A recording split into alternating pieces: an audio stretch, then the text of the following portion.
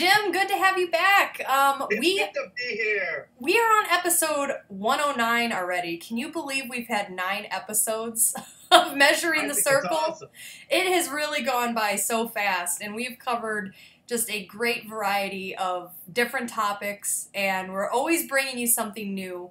And to continue that, this month we are bringing you the power of belief, and we're going to talk about hypnosis and magic and how what you believe in and what you think really can help you create your reality. So, Jim, how have you been doing? We missed you last month. You doing good? I've been doing fine, thank you. Yes, it's been hot. I know. I've been out in the lawn mowing. That's what I've been doing. It's been raining so much and it's been so hot. I'm sure you've been very busy because the grass, I can tell, is growing so fast. He just shakes his head. Yes. So as you can see, guys, on our video on the this side, on the right-hand side there, if you're watching this on YouTube, we do have a live chat box. So anybody who wants to talk to us live, I will be over there and commenting back to you if you guys have anything to say.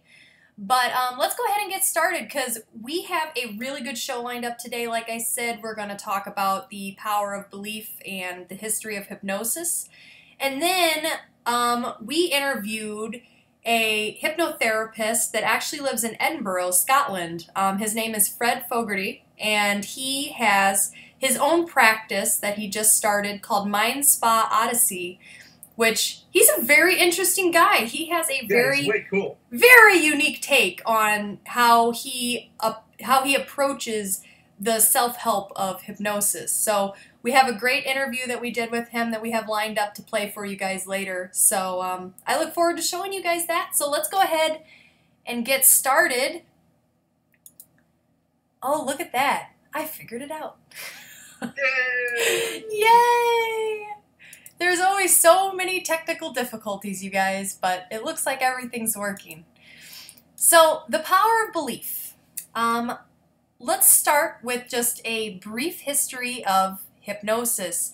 It's actually pretty well known that early hypnosis has been dated back, 4,000 years, even more, to the Egyptian and ancient cultures of Rome and the Middle East, even Greece. They had these things called sleep temples, which was basically just a hypnosis chamber. The people would go and they would lay down in these sleep temples. They would often chant or go into these like trance-like states, and they were known to help heal people with a variety of issues. And like I said, this was pretty well known and across a bunch of different cultures. It's also well known that, saints, priests, witch doctors, shamans, wizards, and magicians, they all healed using the practice of belief. And, oh, hey, Steve Foster is there saying hello. Hi, Steve. We have one person watching! So what I was just saying is that, like, it's been well known in historic magic that the power of belief and the intent that you're putting into something can help you in a variety of different ways. Yeah, it can literally manipulate reality. I mean, it sounds insane, but it's quite true. It is definitely true. Now, the more modern take on hypnotism, it really begins with this guy with a very awesome name, Franz Mesmer. He actually coined the term mesmerism. He created this theory called animal magnetism, where he theorized that the tidal influences of the planets also operate on the human body. He had a breakthrough case in his practice with this woman named Franulin. She was a 27-year-old woman. She suffered from these convulsions where she would just, she would get a horrible toothache, and then it would lead to, a terrible headache, and she would vomit all the time, and I don't know, she just had this horrible, horrible sickness. So that was kind of like her breakthrough, that was kind of like his breakthrough case. He actually had her come and live with him. And what he did is he took a magnet, which is kind of being shown in this picture. He took a magnet and he would do hand gestures and kind of induce her into this trance and would tell her you feel a fluid and it's draining your body and it's taking the illness with it. And it actually worked. From the modern perspective, we can see that that's just hypnotism. He just hypnotized her and made her believe that the illness was gone. Now, of course, his practice was shut down because everybody said he was crazy and that he was a charlatan and that they proved that animal magnetism didn't exist, because it didn't. That isn't real. But hypnotherapy is real. So he was very groundbreaking in this kind of research.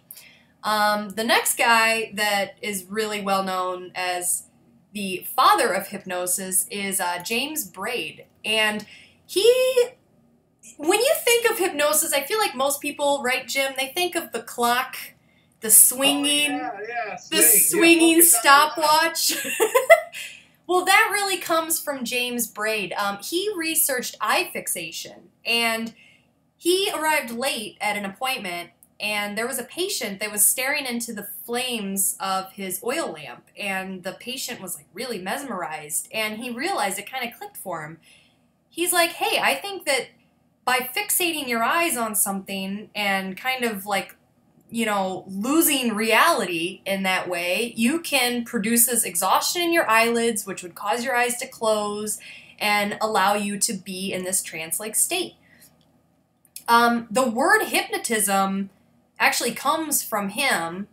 He called this process neurohypnotism, which you might not know. Hypnos is the Greek god of sleep, so that's why it's called that, and that's stuck. That's what people still call it, because he really believed that what people were doing is they were going into some sort of sleep state that allowed them to go in, they were in a trance, semi-conscious, semi-sleeping. He realized later that it actually had nothing to do with sleep, that it was more of a fixation of attention. And he tried to change the name to monoideism, but it was too late. Everybody was stuck. It's stuck. Everybody was stuck with hypnotism. Even to this day, people call it hypnosis, which it really has nothing to do with sleep whatsoever. One of the interesting things that he did actually document was that when people were in this hypnotic state, that they would have almost superhuman abilities. They would have wonderful memory, and they would also have extremely good hearing. One of the things that he documented is that the patient that he was treating could only hear his watch clicking, like the ticking of the hands, when he was just a few feet away. But when he was in a hypnotic state, he could hear the ticking of the hands on his watch up to 25 feet. So that's pretty far. When you're kind of in this trance-like state, you really have a lot more access to your mental potential, which is totally cool and something we'll even talk about more. Now, in the 20th century, the style of hypnosis changed. It kind of moved from the direct instruction to more of an indirect and permissive style of trance, and that was largely due to this next guy, Milton Erickson, which Fred, in our interview we'll play later, he actually brought him up as somebody that he's inspired by. He's a very well-known practitioner. A lot of people use his approach. Now, a lot of people might not know that Erickson was actually struggled with a lot of ailments. He was colorblind, he was dyslexic, he was tone deaf. He had polio at age 17, and then he caught it again at 51, which actually was what took his life.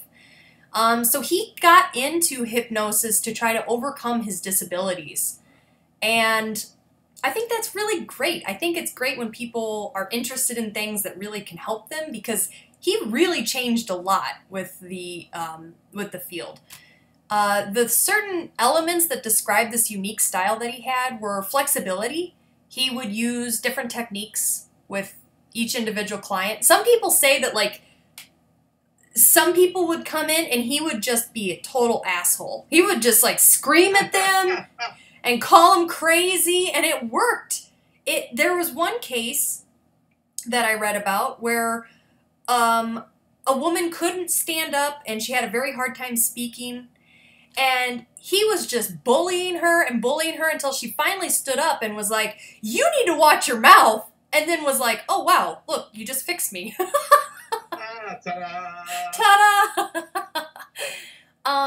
The second style that people still use today of Erickson's method is his idea that symptoms bring the change. He saw people's problems as more of a process, and the symptoms that they were experiencing were a part of that process. So he would try to treat those individual symptoms instead of just trying to tackle the bigger problem. And the last thing was that he believed that the individual's unconscious contained all of the necessary pieces to cure that individual. So he would try to throw in little anecdotes, stories, and jokes, things like that, to try to get on the same page and communicate with that unconscious mind that's inside of his patients, to try to help them through that internal voice. So I think like one example that I read that I thought was kind of weird was that he had a patient that it was like a young boy who wouldn't stop wetting the bed. And what he did is he told him this whole anecdote of how you're supposed to throw a baseball and you're supposed to tighten up your muscles and pitch the ball in a certain way. And in that way, he was trying to like communicate with that internal voice or that subconscious of the boy, and apparently it worked. I'm sure he did a lot better job of explaining that than I just did. But he was a defining moment in history of hypnotism, and often regarded as a maverick, but now his practice is well known and adopted by a lot of people. So we can go into the power of belief in other contexts.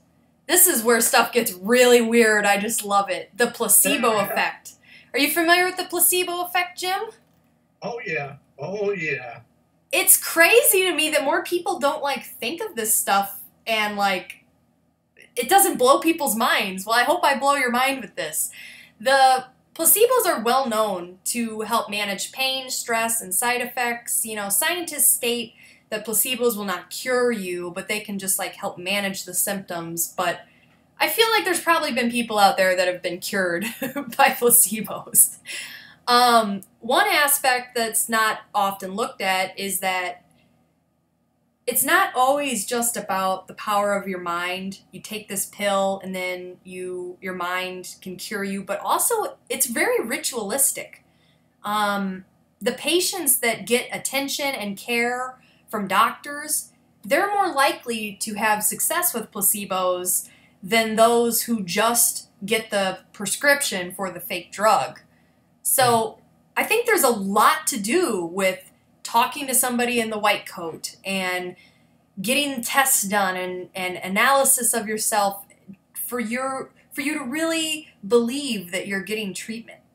So who knows, you know, maybe some medications that you're taking now are just placebos. And by no means are we trying to disregard medical advancements, and there are people that certainly need medication, but these studies are true. They do this with every new drug launch. They do a placebo test, and more than not, it actually works. I heard that that's why some companies make sleeping pills blue, because they've associated blue with rest and sleep. So you look at this blue pill and, you know, you're supposed to mentally go, oh, I'm supposed to be able to sleep now because I've taken the blue pill. Like, that is so true. I never even thought of that, but it is. They're all blue. It's just to get you in that state of mind, and it probably helps just as much as the pill does. You could just have a regular aspirin that's blue, and it would probably help you get to sleep. Yes, or a Tic Tac. Or a That's perfect. Tic Tacs, everybody. I found a study in the Science Translational Medicine that was published in 2014. They did a study on people that had migraines, and they broke them into 3 different groups. One group took nothing, one group took migraine medication, and then the last group actually took a placebo that they labeled as placebo. Like, they told them, hey, this isn't real. But when they did the results at the end of the study, the placebo was 50% as effective as the real thing, even though they knew.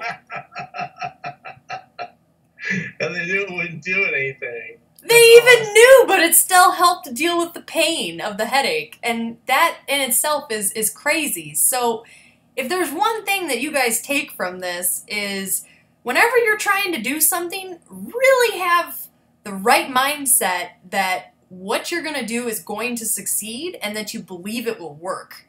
Because more than what you're even doing, just your thought process really can play a huge factor in that.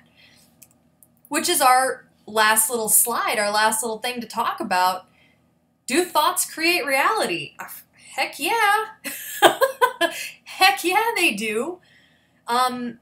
Magic Should I worker. talk about my study now? Should I talk about it? Yeah, talk about it. Tell us about the butlers and the maids. I read the book, and I can't remember the book's name, but it was an interesting book because it talked about you want to take cold showers and like do stuff with your left hand. But anyway, there was a study in this old English manor, and they had the servants, the butlers and maids, and they were over 40 and they were overweight. And they had researchers come in and they talked to them. And one of the reasons why they said they were overweight, the servants, is that they didn't have time to exercise.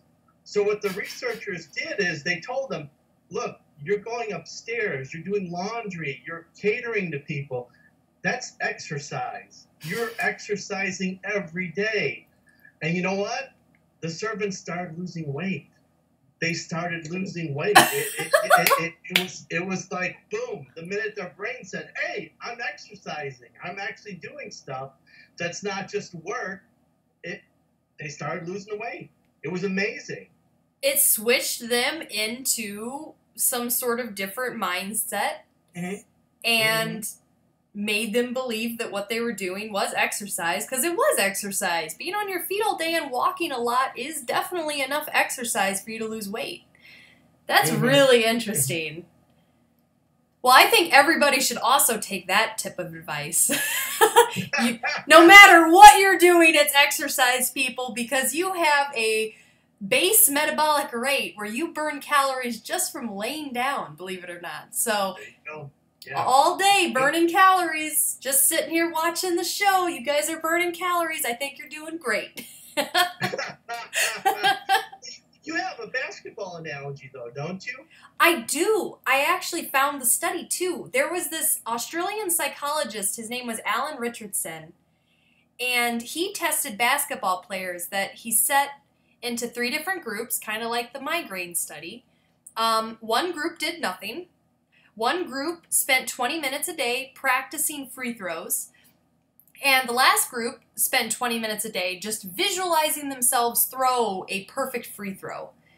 Now, when he tested them after this period, the group that did nothing had no improvement in their scores. They shot exactly the same as they did before the study.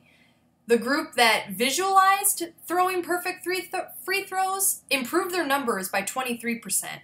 And the group that practiced was only 24%. So, I mean, yeah, I guess they got a little bit better by 1%. But, hey, the people that visualized didn't do anything. They just literally sat there and thought about it. So, once again, you really have to put yourself in the right mindset. If you're an athlete, if you're working and giving presentations, you gotta get yourself in that right state of mind that what you're doing is going to work, and have belief in yourself. Because, hey, we just showed you, it works. Yep, that's right, it works. Crazy as it sounds, it actually works. So that was all we had for our little presentation, I guess I could call it. So I think we go ahead and let's show them the interview that we did with Fred. What do you think, Jim? Yeah, cool. Let's do it. So if there's anybody else watching right now, I will still be on the YouTube comments if you guys want to chat. If you have any questions, just let me know.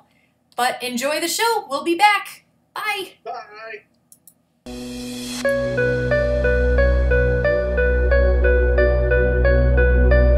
That's good. Very cool. Awesome. How long were you in Chicago for? So I've got 6 months.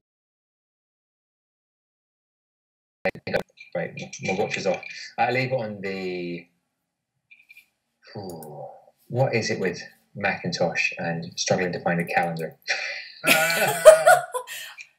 I've used Macs Right. for years, and I still just go to Google and look up the calendar Yeah, there right. because I Why cannot is that a thing? use the calendar that's built in. It's so hard to use. I leave on the Saturday. That's when I leave. So Oh, okay. Okay. So the 12th, I think it is. Yes, the ma'am. 12th. got it. Yeah. How long have you So been coming- here then? So I've been here for around, oh, Madeline, mate, since the 19th, I believe. Wow, Nice. that's Nice. awesome. Well, I'm here staying with my mentor, my friend, in Lakeshore Drive. You're on Uh, LSD. Where? North? Are you north? North LSD, Okay. yes. Yeah. Okay. So near Belmont is the answer. Okay. Okay. Know That's where you awesome. are. All right. Very cool. And I was here for her fun shop, the seminar in Other Than Conscious Communication and Wow. No Fault Psychology. That sounds awesome. Oh my It was god. awesome. It's 7 days of an extraordinary experience I think the stuff she's teaching, I think, is a real elegant philosophy by which to live one's life, very respectful of others and of ourselves, and I think is the missing piece in the world of hypnosis. Like it's really, really good stuff. That's great. I- So is she kind of the reason why you got into hypnotherapy, or how did you get a start into that? No? So, she's not. No, I discovered this stuff later on. So I got into hypnotherapy. This is a long question, Madeline. It's all right. We got time. Yeah. So, back when I was a teenager, I'm not even sure if we're recording yet. I have no idea. Back when I was a teenager, I was at a fencing training camp out in Poland. I used to I'm not- fence. Do you still fence? I Really? fence. Yes. I broke. I took fifth in state years and years ago, and You then did? and then I got old and fat. So, which blade were you fencing with? I wasn't the epi. I wasn't using the saber or anything. Yeah, I was just using the epi. Yeah. That's a respectable weapon right there. If Well, you get thank- hit with an epee, you absolutely know about it. Yeah. So I was out in Poland at this training camp, and I had my first crush, I think, at this point here. And I got what people, I guess, might commonly describe as heartache thinking about it. And I discovered whilst hanging around that I could intensify it, and I'd make it easier on myself. I thought, wow, you mean I'm doing this? What? That I'm in charge of my emotions? What an extraordinary concept, right? And it was just baffled me. I thought, well, if I'm doing this, what else can I do? And like, how much are other people sort of abdicating in terms of responsibility and not realizing that they have some measure of control or self-efficacy over? So, fast forward a couple of years, I ended up in Seattle in a bookshop, and I found a bunch of books on hypnosis, but they were very old, very direct, very authoritarian styles. I mean, stuff that was written at the beginning of last century. Gotcha. And they were at the time, they were as close as you're going to get to textbooks on the material. But these things were, I wasn't comfortable with it. It was far too demanding. Was it And the it your wasn't eyes are until- getting sleepy and your eyes Yeah, are it's slowly totally- closing? Yeah. Not even slowly, mate. Like, Just close your eyes them. are getting heavy. Your eyes are closing. Yeah, exactly. And like if you're going for something like stage hypnosis, or you've got someone who responds well to it, like, why mess around, right? That's the way they prefer being communicated with. But it wasn't until really the last couple of years I really have developed the vocabulary and the awareness to describe or to be aware of what it is that I wasn't satisfied with at the time. And I think it is about this measure of respect, right? This no fault psychology aspect is very much, we don't make people do anything. We can't. All hypnosis pretty much is self-hypnosis, right? And it's much more respectful, much more mindful to encourage people to experience things that are in line with their values and in a way that makes sense to them, a way that they enjoy. So that bit there makes more sense to me. So I didn't pick it up from there, and then later on, back in the early 2000s, you would probably be aware of a man by the name of Derren Brown. Darren Brown. I've heard of him. Yeah, Yeah. I've heard of him. Yeah. He made popular this Yeah. idea of what? Of being able to use a combination of things like hypnosis, NLP, and various other skills, psychology, to encourage people to do things that they probably didn't want to do. Right? Okay. And I found that a bit fascinating. Basically, it's a part of a group of skills called mentalism. Oh, Right? okay. It's often considered a part of magic. I don't necessarily. I think the two go hand in hand. I don't think the two are synonymous at all. They go hand in hand for a large part of it. But from there, I went on to discovering how the very applied notion of how these things can be used for seduction. And again, the philosophy that was still you're doing stuff to somebody else, and it seemed incongruent. It seemed not an appropriate use of these skills, and so I didn't take it up then either. And then I started from there, getting into more into hypnosis and discovering more from this. What NLP has done a lot for popularizing, which is more of an indirect style of hypnosis, a more permissive style of hypnosis that was really brought about from the father of medical hypnosis, a man by the name of Milton Erickson, who was, by all accounts, an astonishing man, just absolutely extraordinary. And the tales, I mean, he's like the Western hypnosis equivalent of the old Chinese Shaolin master and stuff like that. Oh, wow. There are all sorts of stories about, and like miraculous things happening. So that made much more sense to me. So instead of it being like your eyes are feeling heavy, they're closing now, it's much more a case of I don't know whether your left hand or your right hand feels different to you first, but you'll start to notice something changing and you can begin to relax. Ah, okay. Just a different way, a different sort of vibe on how to do it. That's very cool. That's one way of describing an extraordinary depth and breadth and appreciation of human psychology and how the mind works, and communication itself, fundamentally communication. That would be for a start. So I got into that, taught myself. I was blessed with a girlfriend at the time who needed some help with her exams. We were students. My mother bought me a book on hypnotic inductions, and we just made stuff up. We got going. And how did you help her? Did you help her with the anxiety or the memory or both? Or wow. It doesn't take much, It doesn't take much at all. And if and it may sound like some of the results are miraculous, some of the things we've accomplished, and yet I think it's absolutely worth remembering that I think it is like almost all hypnosis is self-hypnosis, right? And the world's best hypnotist is right there, like here in this chat with you, right? And it sits about a quarter inch behind your belly button.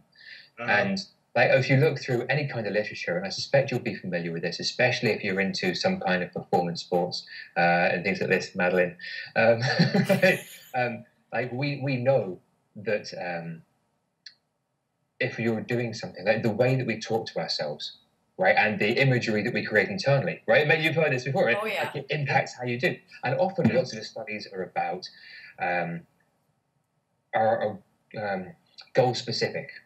Yeah. Right. So they're like self-talk for improved sports performance, or I did that as I fed. You envision yourself winning. Yep, exactly. You don't envision yourself losing. Right, exactly. And I've read studies where they take basketball teams and they split the team in half, and one half of the team just practices free throws for 4 weeks at a time. The other half does nothing but just envision that. And when they come back, they realize that both parts of the team had the same results. They increased their performance. Just one half didn't do anything but envision it. And I think that's, I find it interesting. I think that's really interesting, and I think that it's really great that you're taking something that a lot of people, I don't feel like a lot of people are really understanding of what hypnosis means or how they can actually be involved in it, and you're bringing it to a greater audience, which I think is a really, really great so thing. What is interesting is that I think we could do without the word understand, because I don't think anybody understands hypnosis. Anybody who tells you they know what hypnosis is talking rubbish. We have no idea. We have no idea what hypnosis is, right? And there's even like a huge debate raging as to whether, like academically, like within like academic studies, scientific studies, there is still a huge debate raging as to whether hypnosis is a state or it's not a state. Right? So people talk about hypnosis being a state of relaxation or something like this, but we know that people can take on suggestions very easily if they're very aroused in some way. So it could be like with fear or excitement, right, or other more pleasurable experiences, right? It could be all sorts of things. For me, the other than conscious communication philosophy or mindset or model of the mind just removes that from the equation entirely. It makes it a lot easier. So I don't think we understand what hypnosis is, but what I find interesting, especially where you describe, especially you, Jim, is like we forget. Like, of course, we want to imagine these things, and we know that the science literature says, yeah, this stuff works. And yet, as a species, we seem to forget that the same thing is true if we imagine garbage for ourselves as well. Oh, yeah. Right? Yeah. And people, especially in the West, if we're guilty of anything, it's usually some kind of crappy, harsh self-talk, shitty imagery. And we forget, well, maybe the brain doesn't care what we focus on. Maybe it just gets us what we focus on. And I think that little piece of knowledge alone, if we were all to just take advantage of that, would change direction we're going in, change our lives. That's almost like a teeny kernel of magic you're talking about there. It really is. Where you're projecting that, where you have that in your mind, and you're going to produce the reality of it. I mean that's fantastic. Yeah, that really is fantastic. And like I said, you don't go into a match envisioning I'm going to get my ass kicked. But if you do, it's going to be short-lived, right? Yeah. Or you're going to get your ass kicked. Or if you're going to lifting something heavy, you're going like, I can't lift this. What's the point? What's the point? Absolutely.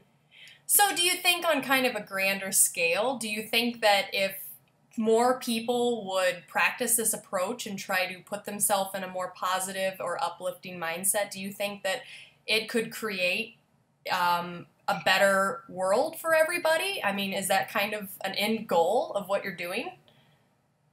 So I think there's much more to it than just that. I think there's much more to it than just that. So absolutely, if people were to envision things in terms of things that they want and ways that they could get there, or just get curious about it, right? To use the brain as perhaps it was intended, then yeah, absolutely. And also, there is obviously, like as a sweeping generalization, that can be true. And there's always going to be specifics where, like maybe not, like if you think maybe someone with less than honorable intentions decides to envision themselves as the ruler of mankind, right? Then yeah, right? Like that might be great for them. It might not be so smashing for the rest of us. So yeah. It's important to take it with respect for other people, I think, as well. Yeah. Their intentions are really what needs to change, not their belief. Certainly, I think if we treated ourselves better, we would have fewer reasons to treat other people less than positively. Yeah, I think we'd be less sick too. I don't know what it's like in Europe, but certainly in America, where you turn on TV and I can get a pill for anything I want now. And they're advertising it. It's true, right? Yeah, it's like, Jesus, do I need all this garbage, or can I just, actually, think a little bit better? And with that, the thing that just absolutely blows my mind is that they release these studies all the time that when they test these new drugs, there will be 30% of the group that were given sugar pills or placebos, and they still had the same effects as the other 70. Mm-hmm. Oh, yeah. And yet everybody is taking medication like, there's no other option when you could just take sugar pills if you believed in the effects. And I don't want to discredit, modern medicine, and I don't want to discredit because some people do actually need medication. But I think that those studies, they blow my mind. I always think that way. Should I really be taking something, or can I do it a more holistic manner? And is that something that you also help people with through your process? Yeah, absolutely. So hypnosis is no way intended to replace medical treatment whatsoever, especially from a qualified professional. And so the guy I've been studying, this guy, Dave Dobson, I mean, he died in 2008, which I think is a massive loss to the human race. His life partner, Barb Steck, who I'm currently staying at the moment. She has been carrying on his life's work. Dave used to, just to really not like the term of being described as a hypnotist. He preferred to describe himself as a de-hypnotist. Right? The idea being, I believe, that when we start off in life, we do so much stuff. Like if we were to try doing the equivalent of walking, right, to learn to do the equivalent of walking from scratch right now, the vast majority of us would give up and walk away very shortly, right? Yeah. It's a big task, right? Yeah. And you've no real way of knowing how, like, measuring the progress until you get up and you actually do it. We're capable of extraordinary things. We have no idea how much we're capable of. Now, there's an interesting, it's interesting. So there are plenty of people who have received some kind of treatment or some kind of complementary health therapy, like across a broad range of things, right? And they've seen remarkable changes. That they've managed to, outgrow cancer and all the rest of this stuff. And I don't think that's true across the board. I think we're selecting specific things, right? But if we consider the previous point of when we can be hypnotized into all sorts of things, from what we're told of people in positions of authority, whether it's in the military, where essentially you really have to get people on board with what's going on. Otherwise, there's no way the vast majority of the population will go out happily and kill somebody else. Yeah, right? that's true. I was thinking that. Yeah, protect our borders, protect our well-being. To look after our way of life. We might need it for teaching children, right? I'm a firm believer that hypnosis is one of the cornerstones that our experience of being human is built on, right? So we need it to learn. Now, all effective communication is hypnosis, or at least hypnotic in nature. So then we get on. It's got to get in there. It's got to get in there. It's kind of breaking down the programming that we've all, we're all adults that have to go to our job from 9 to 5 and sit in traffic on our way home. Yeah, and we're so set in this specific kind of routine, and it's a way to break free of that and realize that our consciousness is capable of so much more than just filling out Excel spreadsheets at work and sitting in traffic, cursing out the person next to you.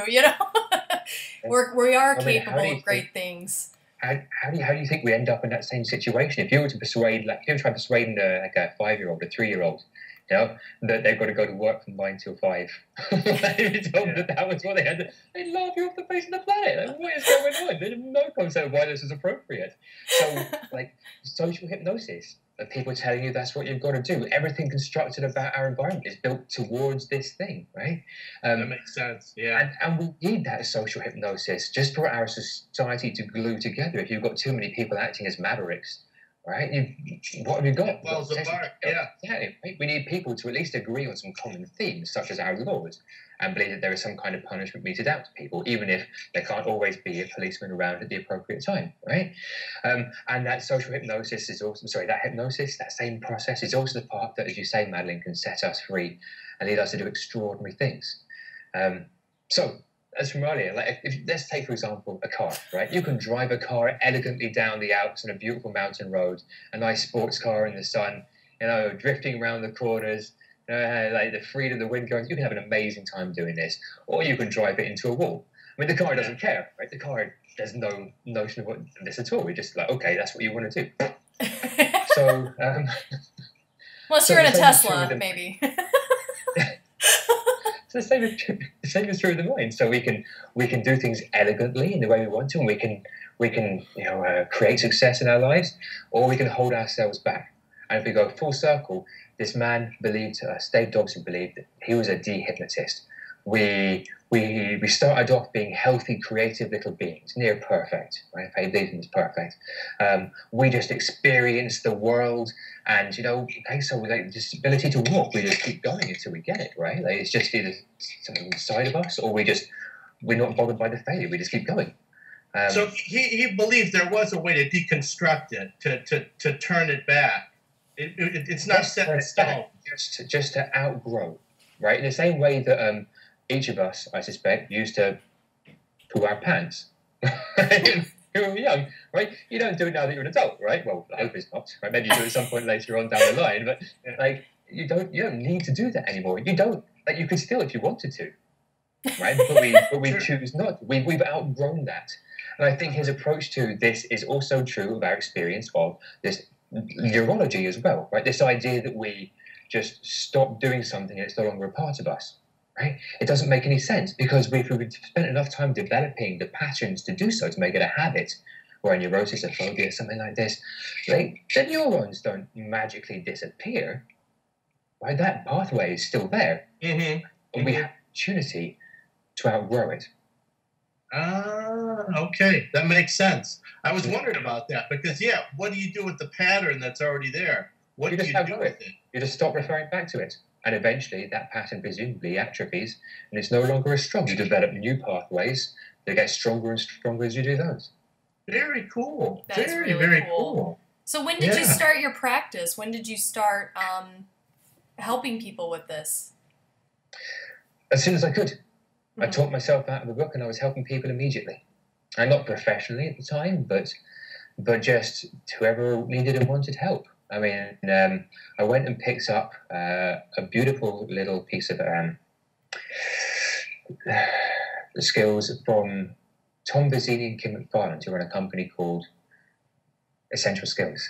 I'm really big fans of theirs as well. I think they're just wonderful people. And they produce a product called the 3D Mind.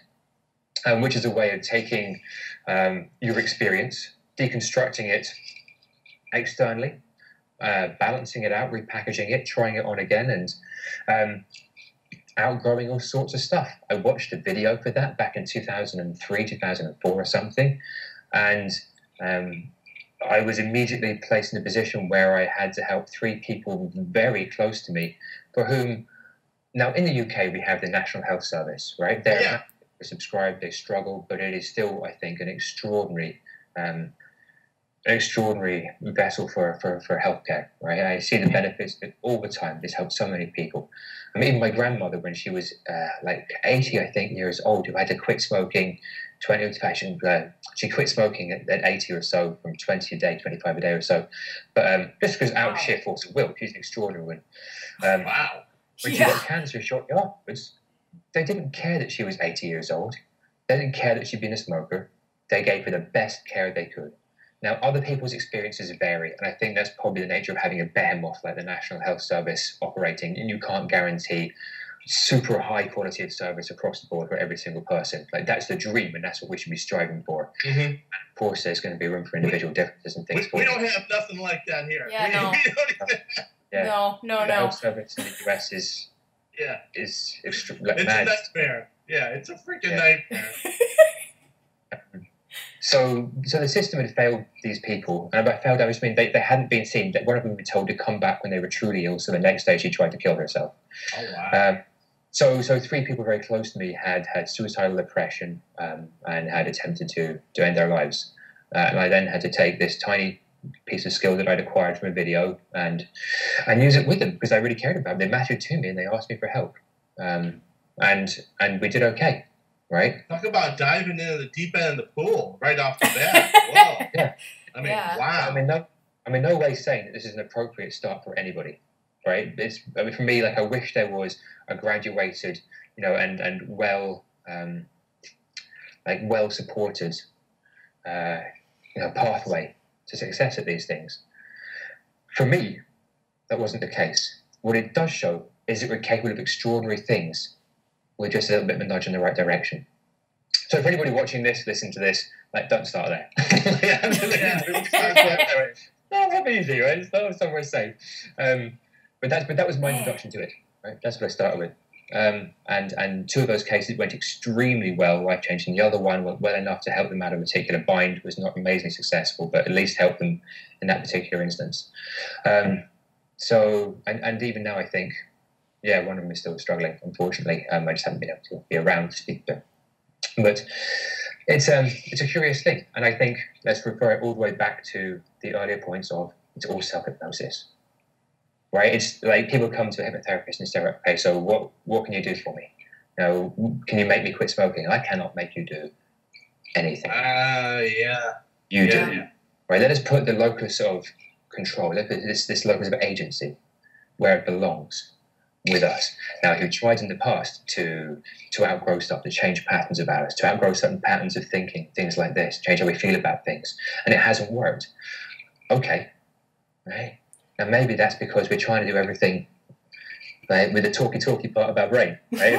Maybe that's part of us that's causing quite a bit of discomfort in the first place.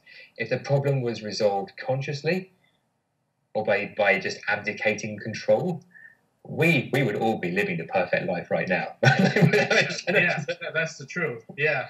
Well, this is a beautiful method, because almost any other way that you would try to find help for yourself, you're going to find that most people are going to give you advice as if it is from only their standpoint, they're helping you, and that way they keep you as a client. The pharmaceutical industry, therapists in America, they all kind of operate under a business model. And I think that this is really revolutionary, and it really is where things need to go, and you can help so many people that way, and I think that's absolutely beautiful, Fred. So keep sharing your love. I love it. Thank you. So you just recently have started Mind Spa Odyssey. Can you kind of tell us more about that and how you've taken your experience and kind of put it into your own website and what you're doing with that? Yeah, thanks very much for asking. It's very kind of you. So I chanced across this. At the time, the recession was hitting pretty hard across the West. We were struggling. And I discovered that people were still willing to go and take adventures to like a nice little spa somewhere, you know, like, because it was tough, right? People were scrimping and saving, and people lost their jobs. And at the time, I don't know what it was like in the US, but when the banks collapsed, all of a sudden now working at the local supermarket, you've got people who used to be IT professionals or something else, highly skilled people, smart, capable, who have ended up working at a checkout line, beep, boop, beep, boop, because they've got to make those. They've got families, they've got kids, they've got mortgages, car payments, the works, you know, they dreams, aspirations, and yet people just really needed something to help them feel okay, like to remind them that there's a reason for doing this, for the daily grind. So I put together something that didn't involve, that could be used both in one of these spas and in your own home. And better than that, something that when you've been introduced to it, you can take with you wherever you want. Right? So the idea is, let's create a spa in your mind. That's awesome. That's awesome. That is good. And what's nice is, I introduced you to so it's like it's done either in person or with the recordings are set up to introduce a few ideas, seed them, and give you a few experiences that you can learn from if you choose to do so. And then we visit the Mind Spa, and inside of there we put a room for anything that you like. Now the ones around are just a room for relaxation, right? And it's lovely. Across this you've got maybe 5 different ways of relaxing profoundly whenever you want, right? And for as long as you want. And you haven't got to go through some extensive meditation. You haven't got to train yourself for years in some kind of meditation or tantra or whatever. You haven't got to join a religion. You just got to go back to the bookmark you set a little while ago. Turn up and enjoy yourself, right? It's really straightforward. I've got one I'm just getting beautiful music for called The Inner Goddess.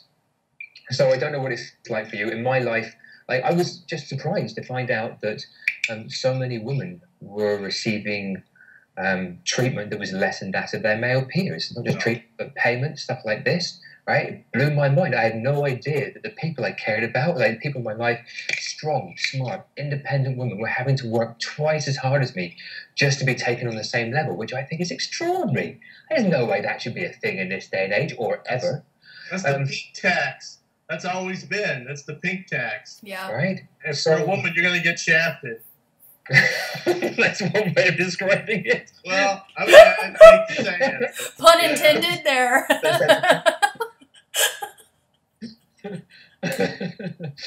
Thanks for going there first, Jim.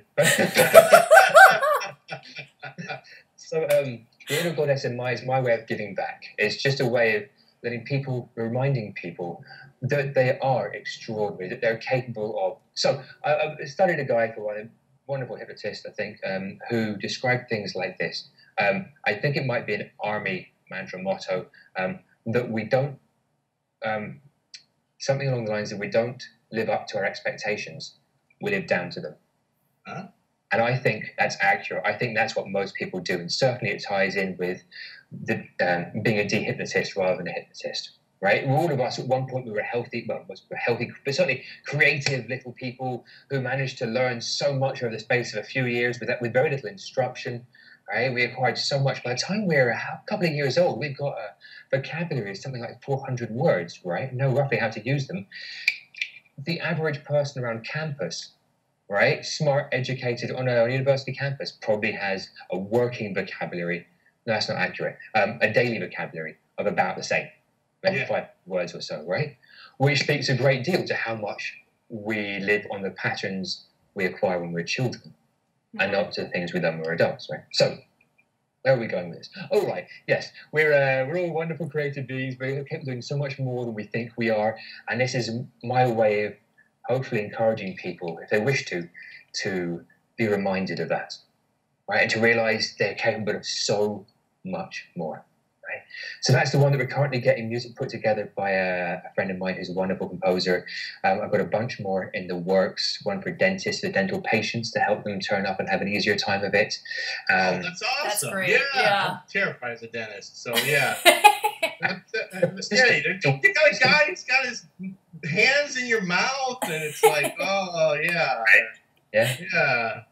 So my That's dream a good is experience. Nah, well, my dentists are okay, so it depends on who it is that's got their fist in your mouth, Jim. There you go. My dream is that for each person listening to it, they will realise, wait a minute, did this guy just make this stuff up?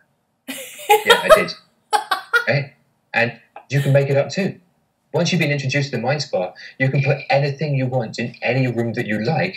The only limit is your imagination, which should be roughly infinite, right? And you could now you have everything you need for effective self-hypnosis, and you haven't got to spend ages. You haven't got to be taught for a long time. You haven't got to repeat mantras or koans or the rest of this stuff. You've just got to get creative. And believe in yourself. You just have to believe in yourself and believe in the ability to do what it is that you're trying to accomplish. Yeah. And sometimes it doesn't work out the way you want it to. Well, okay. Like, turns out nothing's a perfect system. You know, sometimes things take effort. When was that, like, not the case? When is something relevant in our life? You didn't just stop pooping your pants. You know, it took some time before you stopped. So you have to learn. Where can we see you? You're going to go to Hawaii, aren't you? Yeah, I am indeed, yes. So you can always come and see us at City of the Dead Tours, at cityofthedeadtours.com on the internet. In Edinburgh itself, we run tours throughout the year. Come hell or high water, come blizzards, gales. Yeah, we're standing at the side, freezing our toes off. Nice. So they are exceptional. They go through the Southbridge vaults and the Covenant's prison. They're fascinating. And for me, for someone who gave up history when I was 14, these guys brought me back to it. Nice. That's right? awesome. The storytelling, making it relevant socially, psychologically, bringing it together in this wonderful storytelling. It's amazing. I love it. That's why I stay there. I'm also going to be, as you rightly say, in Hawaii on July the 13th to the 15th in Oahu at Hawaii's very first paranormal conference. That's awesome. That is awesome. That sounds awesome. Sneak me in your suitcase, because I want to go. That sounds so fun. Are you going to be bringing information about the City of the Dead tours, or are you going to be talking more about your hypnotherapy? So it's going to be lots of it's going to be more in depth about the Mackenzie poltergeist in particular, a little bit about the history of Edinburgh, these two locations, how they came to be, things like this. And by that point, I'll have been back in Edinburgh, and I'll be able to detail more of people's experiences within these two locations as well. That's awesome. To bring to Hawaii, something that people don't really get a chance to read about because they're not on the internet very much at this point. I mean, a few get reported through Facebook. Most of them are just done old-fashioned way, right? Remember, you're in Hawaii. All you gotta do is scare them is with snow. Tell them tales of snow. Yeah. The stuff comes down. You don't even need poltergeists. Just snow. So they have problems of their own right now, huh? Yeah. Yeah. Well, also, where can we hear more about the Mind Spa stuff? Are you online with that? I am indeed, yeah, Jim. Thanks for asking. So you can find my website at mindspaodyssey.com, and that's Odyssey, Odyssey. It's not the easiest one to spell for some reason. But yeah, mindspaodyssey.com. I'm also on Facebook at facebook.com/mindspaodyssey. The journey into relaxation is available for free, for no charge at all, just as a gift to the world. Sitting on my website after a few clicks. Well, I'm there right after this now. Then that's where I'm going. That's where I'm headed. I'm honored if you give me feedback, Jim. All right, it'll be awesome. Well, thank you, Fred. Thanks for being here. Yeah, thank you so much. Enjoy the city. You've been beautiful hosts. Thank you very much. We'll talk soon.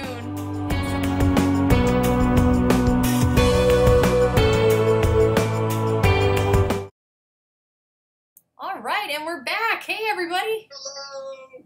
Hey, I hope you guys enjoyed that interview. I really, really liked talking to Fred. Fred is very cool. He is very, very cool. And in case you guys are interested, once again, I know I will put it up on the credits scene when I put that up here in just a minute, but you guys should definitely check out his website. It's mindspaodyssey.com, and like he had mentioned in the interview, he actually has a video called The Journey to Relaxation, which is kind of like a free introduction to his services. So I think he's freaking awesome. And I've helped him with some of the design stuff that you see on his site. So it's like a 2-for-1 special. Yeah. So our next show is going to be July 26th. And as some of you guys may know, It's a special one. It's a special show. It's going to be a little bit different because we're not going to be interviewing anybody. But as some of you guys may know, 2 weekends ago, I stayed overnight at a haunted, abandoned mental institution in Iowa called Edinburgh Manor. And I've actually been there. That was my 4th time staying there. So I've had a lot of experiences, and that's what our next show is going to be about. I'm going to talk about the experiences and then go through what happened 2 weekends ago to us. So we had what's that?